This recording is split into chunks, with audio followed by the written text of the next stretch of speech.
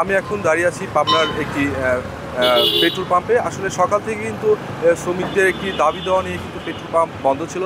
এখন কিছুক্ষণের মধ্যেই কিন্তু পেট্রোল পাম্প আবার স্বাভাবিকভাবে চালু হয়েছে।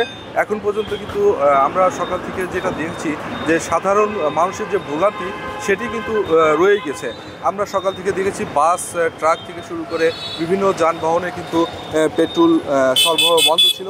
আর কিছুক্ষণের মধ্যেই কিন্তু এই পেট্রোল পাম্প চালুর ফলে কিন্তু স্বাভাবিকভাবে পেট্রোল সরবরাহ হচ্ছে।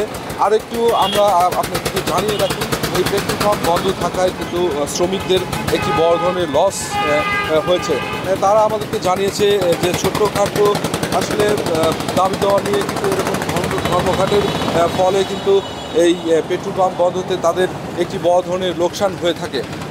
এবং কি আমরা দেখেছি বিভিন্নভাবে ভ্রাম্যমাণ পেট্রোল পাম্প বসিয়ে তারা পেট্রোল বেশি দামে বিক্রয় থেকে শুরু করে নানা হয়রানির মুখে পড়ছে সাধারণ ক্রেতা রয়েছে। আসলে আমরা বিভিন্ন পেট্রোল পাম্পে ঘুরেছি সকাল থেকে, কিন্তু এই পাম্প বন্ধ ছিল, সেই কারণে কিন্তু ব্যাপক ক্ষতির সম্মুখীন হচ্ছে।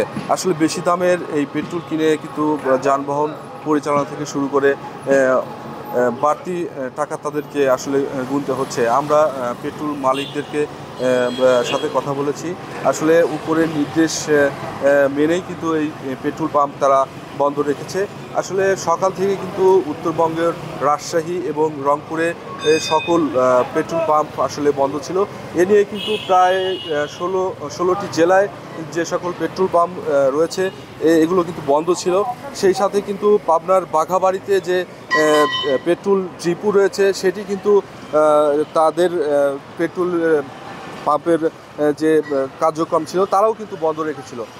বাঘাবাড়ির যে ডিপো রয়েছে এখান থেকে কিন্তু কোনো পেট্রোল পাম্পের লরি কিন্তু ছেড়ে যায়নি।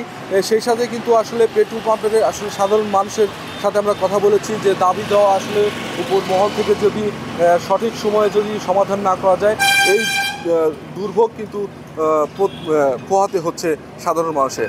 আমরা দেখেছি নির্দিষ্ট কিন্তু কোনো গাড়ি ছাড়া কিন্তু সেরকম যানবাহন ছিল না রাস্তায়। এ নিয়ে কিন্তু দুর্ভোগের কমতি ছিল না সাধারণ মানুষের। আর কিছুক্ষণের মধ্যেই কিন্তু এই পেট্রোল পাম্প খুলে দেওয়ার কারণে স্বস্তি রয়েছে। সেই সাথে কিন্তু স্বাভাবিক কার্যক্রম পরিচালনা করছে পেট্রোল পাম্পগুলো।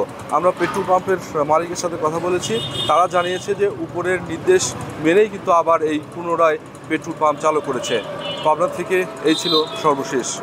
মুক্ত চিন্তার স্বাধীন দৈনিক খবরের কাগজ। এখন খবর হবে নিখাত, নির্ভীক, নিরপেক্ষ।